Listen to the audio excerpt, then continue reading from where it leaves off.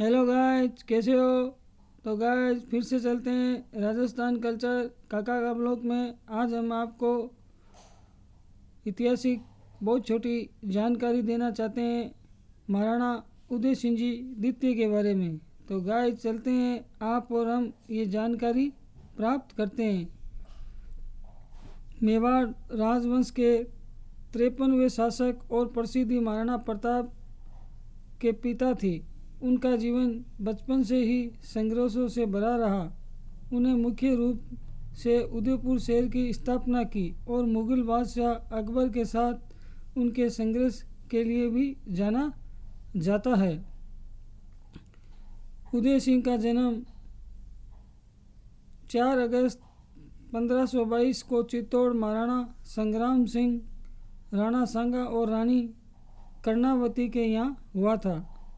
उनके जन्म के कुछ समय बाद ही खानवा के युद्ध में राणा सांगा की मृत्यु हो गई, जिनके बाद मेवाड़ अस्थिरता का दौर शुरू हो गया। उनके बड़े भाई रतन सिंह द्वितीय और फिर विक्रमादित्य सिंह शासक बने, लेकिन उनकी भी हत्या कर दी गई।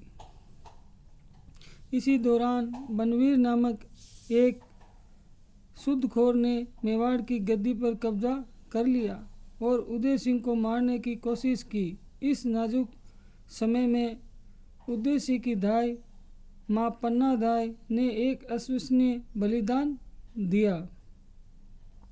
उन्होंने अपने स्वयं पुत्र चंदन को उदय सिंह की जगह सुला दिया और बनवीर ने चंदन को उदय सिंह समझकर मार डाला। इस प्रकार पन्ना दाई ने मेवाड़ के भविष्य को सुरक्षित रखने के लिए अपने पुत्र की बलि दे दी। पन्ना दाई उदय सिंह को गुप्त रूप से कुंभलगढ़ ले गई, जहां वे लगभग 2 साल तक गुप्त रूप से रहे। 1540 ईस्वी में मेवाड़ के वफादार सरदारों ने कुंभलगढ़ में उदय सिंह का विधिवत राज्याभिषेक किया और उन्हें मेवाड़ का नया महाराणा घोषित किया।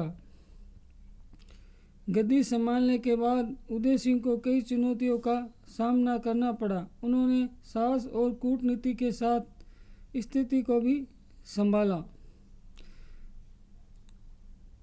सुरक्षा कारणों और बेहतर राजनीतिक स्थान के कारण उदय सिंह ने 1559 ईस्वी एक नए शहर की नींव रखी, जिसे आज उदयपुर के नाम से जाना जाता है। उन्होंने इसे अपनी राजधानी बनाया और यह निर्णय भविष्य मेवाड़ के लिए बहुत महत्वपूर्ण साबित हुआ। उन्होंने नदियों की बाढ़ को नियंत्रित करने के लिए उदय सागर झील का निर्माण कराया, जिस क्षेत्र में जल प्रबंधन में सुधार हुआ। उन्होंने महसूस किया कि मुगल के लगातार बढ़ते खतरे के सामने चित्तौड़ की रक्षा करना मुश्किल होगा। उन्होंने चित्तौड़ के बजाय अरावली की पहाड़ियों के बीच स्थित नई राजधानी उदयपुर से शासन करना बेहतर समझा। महाराणा उदय सिंह ने मुगल बादशाह अकबर की अधीनता स्वीकार करने से इनकार कर दिया। इसके परिणाम स्वरूप अकबर ने अक्टूबर 1567 में चित्तौड़ पर घेराबंदी कर दी। उदय सिंह ने दूरदर्शिता दिखाते हुए चित्तौड़ की रक्षा का कार्य अपने बहादुर सेनापति जयमल और फतेह सिंह को सौंप दिया और स्वयं परिवार व अन्य लोगों के साथ गोगंदा की पहाड़ियाँ में चले गए। जयमल और फतेह ने मुगल सेना को बहादुरी से सामना किया। जब लगा कि हार निश्चित है तो राजपूत महिलाओं ने जोहर किया और राजपूत योद्धा केसरिया बाना पहनकर अंतिम लड़ाई के लिए निकल पड़े। इस युद्ध में लगभग 30,000 नागरिकों का कत्लेआम हुआ। अकबर ने चित्तौड़ पर कब्जा कर लिया, लेकिन उदय सिंह को पकड़ नहीं सका। चित्तौड़ के पतन के बावजूद उदय सिंह ने मेवाड़ के संघर्ष को जारी रखा। उन्होंने गोगंदा से शासन किया और गोरिल्ला युद्ध की नींव रखी, जिसके बाद वे उसके पुत्र महाराणा प्रताप ने बेखूबी आगे बढ़ाया। महाराणा उदय सिंह की द्वितीय का निधन 28 फरवरी 1572 गोगंदा में हुआ। उनकी मृत्यु के बाद उनके श्रेष्ठ पुत्र महाराणा प्रताप ने मेवाड़ की गद्दी संभाली। उदय सिंह ने जो संघर्ष और कूटनीति विरासत छोड़ी, उसने महाराणा प्रताप को मुगलों के खिलाफ एक मजबूत और निडर नेता बनने में मदद की। हालांकि कुछ इतिहासकार चित्तौड़ छोड़ने के उनके फैसले की आलोचना करते हैं, लेकिन उनके इस निर्णय ने ही मेवाड़ राजवंश के अस्तित्व को बनाए रखा।